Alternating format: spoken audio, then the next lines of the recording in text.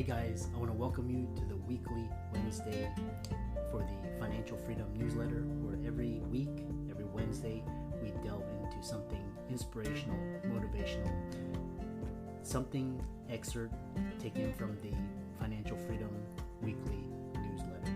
Wherever you are, if you're listening on Spotify, on iTunes, Google, be sure to click the like, subscribe, share, comment.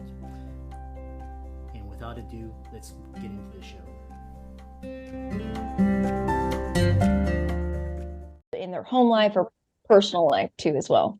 Yeah, and really talking about physicians, because I was talking to another guest the other day, and then there's all these different energy levels. So one is like shame, guilt, anger, and then all the way up to like running away from something, running towards something, service. So it's really interesting that you have that. You talk about in your business, you talk about building a business without burnout and how to grow a healing business. Elaborate on that. Yes, absolutely. So I feel like over the years of being an expert or a business owner, we hit this ceiling where we tend to be like, am I still going to go towards this like bumpy ceiling and almost create this burn, right? Or like frictiony energy, or am I going to kind of blast through that and allow myself to go beyond that ceiling? Usually we'll experience some kind of burnout at least a decade into our careers. And then usually 20 years, it's usually like decades that we'll experience it. We can experience it within it too as well. So what I try to do is help people realign to themselves, right? Their authenticity, what direction they want to go, to allow that burnout. Usually burnout can also be caused by us doing something over and over that really doesn't serve us. It's almost that frictiony energy creates burnout, right? Fire in the body. And we tend to almost get into that sympathetic response around it, where we're wired and we're tired. We can't seem to do the things that we want to do. We've lacked joy in our profession or our personal life. So to allow us to break out of that and realign, right, energetically realign with the joy, the passion, the experience that we started with, right? We started with a lot of times. We almost can back align to that.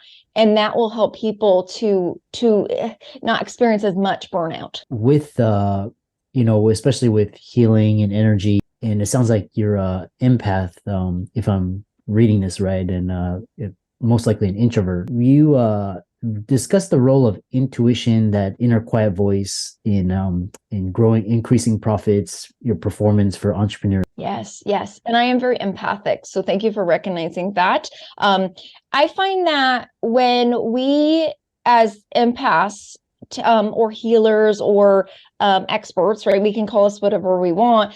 We tend to make ourselves wrong for following our intuition. Like we say societal, it thinks maybe intuition or that inner sense might be weird, or how do you do that? And we tend to put ourselves in a box of like, oh, we must be doing something wrong because we feel this way, or we follow our gut, or we allow our inner senses to guide us ultimately. I find that actually that's a superpower for most experts in that field. And when we actually see it as a superpower, as rather than something's wrong with us and we're doing something wrong, it actually exponentially catalysts us into a direction that we want to go. Instead of being like, this is bad, this is wrong, you can actually make it into, no, this is actually my superpower. And then learning to harness it in the way that works for us too as well. It's like building a muscle. If somebody goes to the gym and they're trying to work on their bicep muscle and they continue to do it, right? We can do that with our intuition too as well. If we learn to trust it and follow it, it actually can be a really big strength of ours when we make decisions, or when we make financial decisions or personal decisions. It can be a very big helper for us. And for the audience, a lot of because basically, especially the ones that have been, kind of drowned out, discuss, kind of intuition. Is it like, is it gut? Is it auditory, visual? Is it a sense?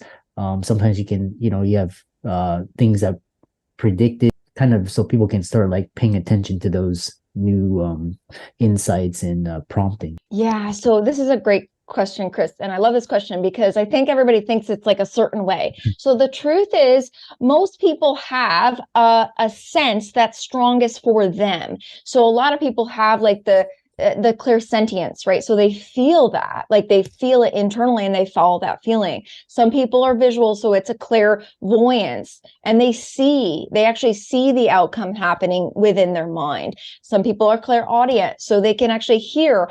Most of the time people have a combination effect, but there's usually one that tends to be strongest for people. So if you can identify like, yeah, actually I really do feel, and as empaths, we can feel a lot, right? We can actually feel a lot. So if you identify that and go, okay, well, my main clear sense is feeling, then we can actually become more in tune with that. It doesn't mean you can't have the other ones, but once you recognize, and you could almost reverse engineer it, I'm sure everybody's had a time in their life where they follow their gut. Well, how did you do that? What was the first sense? Did you feel it? Did you see it? Did you hear it? Did you even smell it? Some people have clear smelling sense, right? They can actually smell things. That's probably like the least common, but it's true. They can actually have that. So when we start to get clear on what that is for us, it allows us to become aware. Therefore, we can utilize it better. Yeah. And then so think when you say utilize, first step is awareness, and then you kind of identify it. And then how do you advise or recommend people use it? Is it like, taking an action? Is it listening? Is it journaling? How do we use these powers? Absolutely. So, and I did leave one off. There's also clear knowing too, as well. Some people just say, well, I just know, right? Like I actually just know. So what I say is the first step for most people to start to identify it is to do it with small things. Okay. So do it with the small things that you're like, oh, I feel like my body needs to go for a walk today. And then you go for a walk and then you actually feel better, or you run into an old friend or something happens where you're like, oh, I just knew that I was supposed to go for that walk. And what it does, it actually creates more positive reinforcement around that you have that. And then you can know how to utilize it. So make it with a small decision. It doesn't mean that you have to make these big decisions, but you're like, oh, what color do I want to paint my living room? Oh, I really feel inclined to paint it purple or something like that, right? And it's like, well, maybe red sounded better, but I really went with purple. And then you notice how much of a big difference it makes for you. Or you pick out, you're hiring somebody and you're like, I really feel like this person is the best fit for this. So you allow yourself to practice it, I would say like small ways, and then you can utilize it in bigger ways and bigger decision making in your life. Yeah.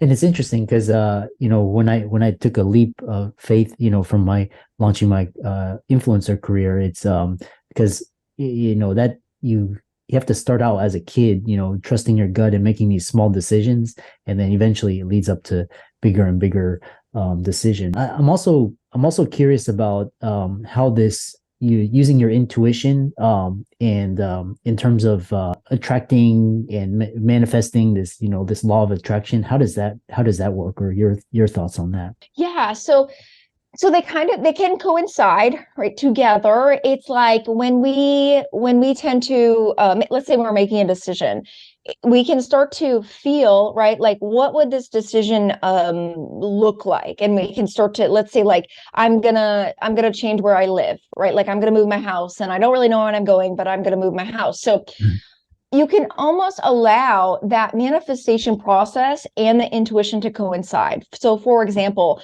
I'm going to move my house. I want to live within this range. You pick some like logical things, right? Like I want to live here. I want my house to kind of look like this. And then you can allow it to come to you almost at that sense, right? It's like you have to start to look, right? So you start to look at houses, maybe you hire a realtor, but then that house comes through that you just know is the right one, right? And you almost like manifested it based on a lot of your intuitive sense, but we're not going to take out logic. Like you still have to go out, you still have to hire a realtor, you still have to look at houses, right? So they actually it's almost like the alchemy of it. You can allow yourself to follow the breadcrumbs to that house by following your inner sense and your inner knowing. Now, it doesn't mean we also don't leave out that we have to have a certain price point or we have to have this inside of it. we don't have to take that out to make it actually work for us and have the entire kind of package to come into reality. Yeah. And it's in sometimes it's like sometimes you get this sense and then you follow it, but then nothing is of it, but it's an exercise in following your intuition. And sometimes your clairvoyance, or you think something maybe doesn't happen, or and then it's so fascinating how the universe works, and serendipity and synchronicity. Really interesting conversation. I'll end with one final question: is this inner cultivation of the CEO? Elaborate on that concept, and how you help clients in their journey. Yes. So this is something that I work with. This is almost like that inner journey that we create as a CEO or as an expert. We know that it's almost like the strengthening of our inner guidance, right? The strengthening of our inner personality strengths, right? Like what we're here to bring to the world. So really helping people to cultivate that and not allowing ourselves to go so much into like sabotage patterns. Like we're still human. We're not going to take out the humanness. It doesn't mean we are never going to sabotage ourselves in our entire life, but we want to do less of that, right? So the inner cultivation is actually allowing people to become in energy alignment with what their dreams really are, and then how do you get there, and then to become more in alignment and integrated with your conscious, get your conscious on board, right? Instead of going into the subconscious and creating more hassle and chaos for ourselves. So when we start to intertwine this, we actually cultivate an inner persistence, an inner resiliency, and an inner almost like determination of ultimately like our free will and our destiny. So by cultivating those aspects of ourselves, it allows us to actually almost create a trajectory that we're in alignment with our greatest version of us ultimately. Yeah, I love that. I really love that. And so well said. We'll conclude it. How do people follow you, contact you, and reach out to you? Yeah, absolutely. So I have beyondinstitute.org. That's my website. And then I'm very active on Facebook too as well. If you just find me at Katie Edwards Corbin on Facebook, that's probably the one that is easiest to contact me. Yeah. And for all the listeners out there, let's thank Katie for coming onto the show, really describing these really esoteric concepts, making them more concrete, bringing them to your conscious awareness. Hopefully you get inspired, use them in your journey. And be sure to check her out. She's on Facebook, LinkedIn, Instagram, Twitter, TikTok, as well as she has a resource where it's a leadership element quiz and shows your strengths of leadership styles according to your element. So with that, thanks so much. And thanks for coming onto the show. Thank you, Chris.